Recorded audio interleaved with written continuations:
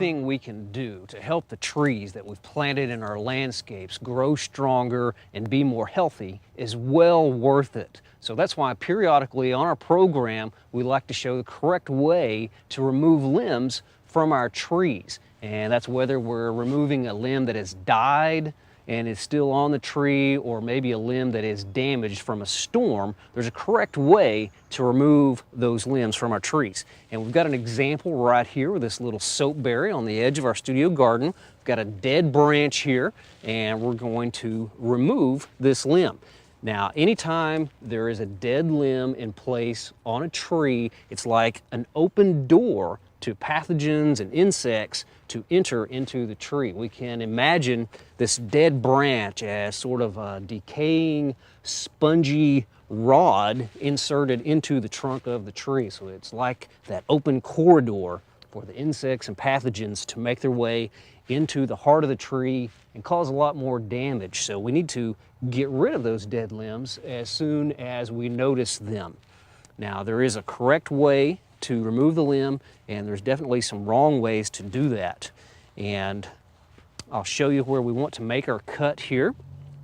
Now, in the past, we used to recommend that whenever you cut a limb like this from the trunk of a tree, that you would do just a flush cut close to the trunk of the tree. Well, that is incorrect. We've now learned that that will slow down the sealing over process for the tree.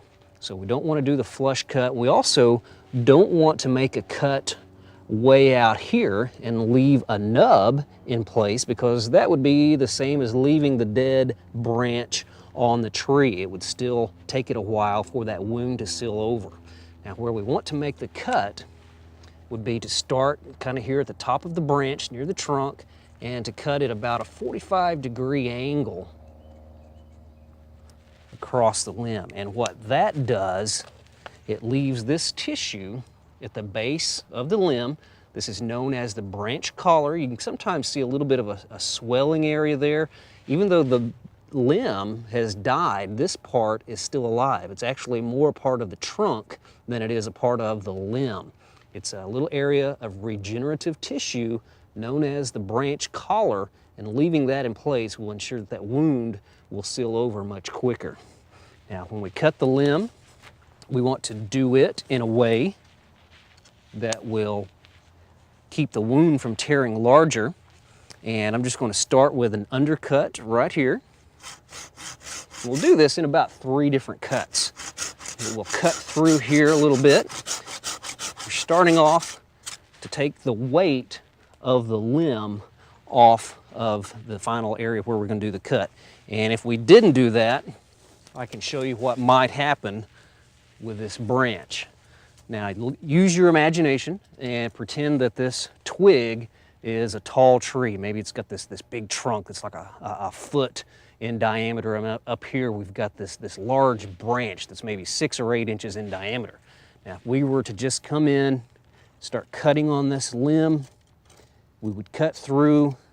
Once we got through about halfway, that limb, the weight of the limb would start to tear, and a lot of times what happens, it will break at the trunk, and look what happens.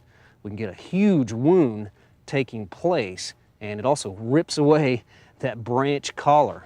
And then just look at the size of the wound we would have on our tree. And I've seen this happen lots of times, where the weight of the limb does tear away and it'll peel a strip of that trunk all the way down to the ground. So we don't want that to happen. So that's why we're doing this in 3 different cuts, starting out with this undercut. So the weight of this branch starts to come down, the undercut will take care of it. So now I'm just going to take the weight off of the limb. You can see the weight of it starting to pull there, and see our undercut caught the branch, and it didn't split and go all the way down the trunk of the tree. So now we don't have much weight. We can come in and make our final cut and leave that branch collar in place. Always helps to have a good sharp saw.